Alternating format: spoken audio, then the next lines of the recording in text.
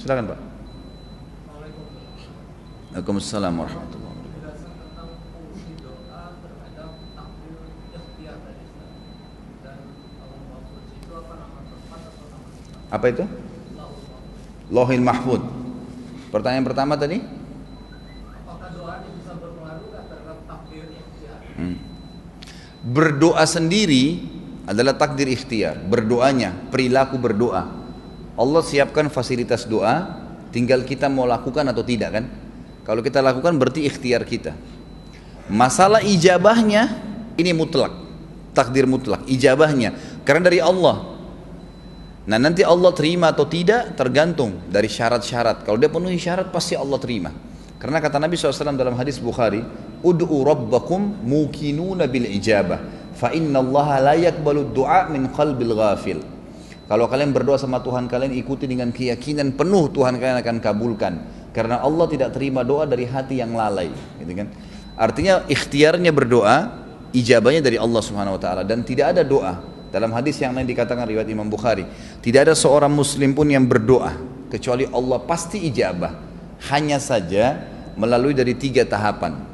Ada seorang ulama punya bahasa menarik sekali. Dia sempat bilang, saya lihat cuplikannya. Dia bilang, saudara-saudaraku muslimin, selama ini bukankah kita semuanya berdoa? Berapa miliar doa yang sudah naik ke langit? Di musim haji, di musim umrah, di Ramadan. Dalam hidup itu seorang muslim paling tidak dia pernah berdoa. Di mana semua doa-doa itu? Banyak orang yang belum melihat hasilnya. Maka beliau lalu menjelaskan hadis yang akan saya jelaskan sekarang. Kata Nabi SAW, tidak ada seorang muslim pun berdoa kecuali pasti diijabah sama Allah. Asal dia tidak tergesa-gesa, dia tidak meminta yang haram, dan dia seorang muslim.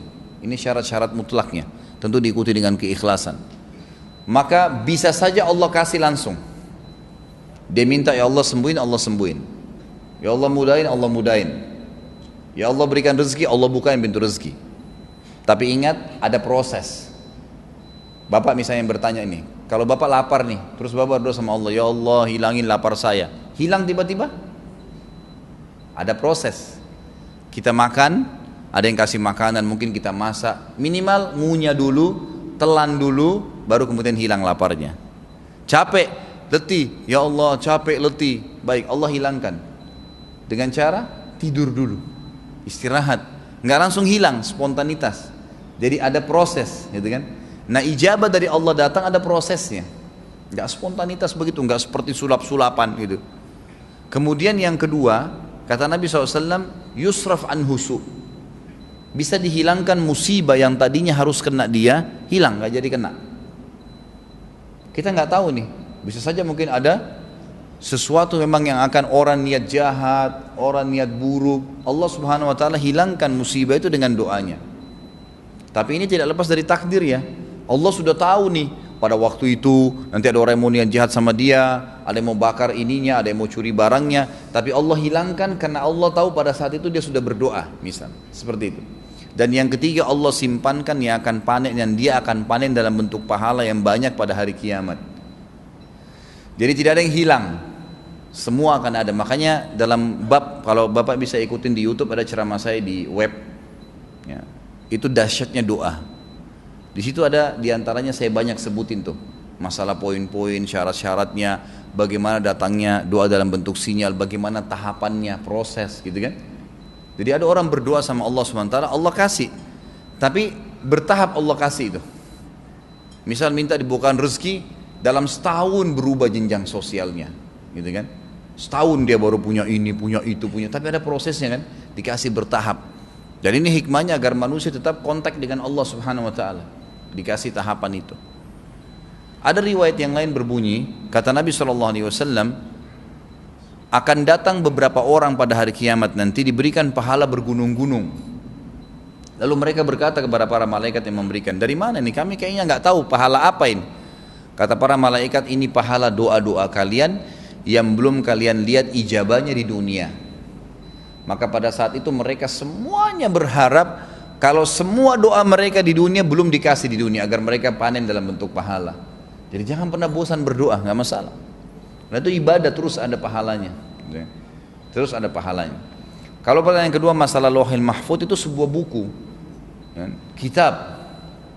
Illa fi kitab kata Allah. Memang kitab artinya memang buku Allah SWT, tapi kita tidak usah bayangkan seperti buku kita. Karena di sisi Allah SWT ini berbeda semua.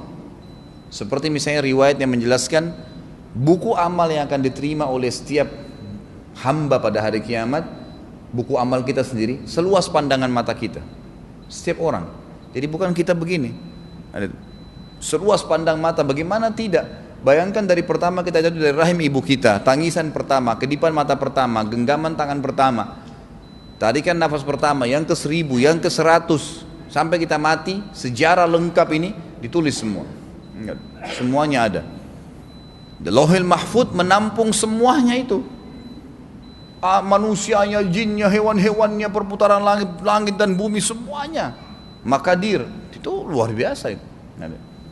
Dan memang definisi atau berhubungan dengan definisi keimanan adalah meyakini semua apa yang Allah telah sampaikan dan Rasulnya Muhammad SAW, gitu kan, dengan mengikrarkannya dengan lisan, meyakininya dalam hati, dan mengaplikasikannya dalam anggota dewan sehari. Artinya gini, ada hikmah tidak ada hikmah, ya tetap kita yakini.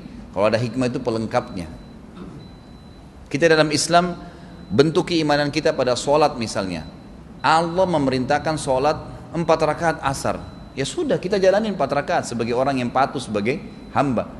Nggak usah kita tanya kenapa Allah kasih 4 ya, kenapa nggak 3, kenapa duhur dan asar berdekatan sama-sama di waktu siang, coba Allah kasih 1 saja ya. Itu bukan kapasitas kita di situ. Kalau kita begitu berarti bukan orang yang beriman. Beriman itu sudah yakin, oh ini Allah sudah perintahin, terima langsung kerjain, gitu kan. Seperti itu.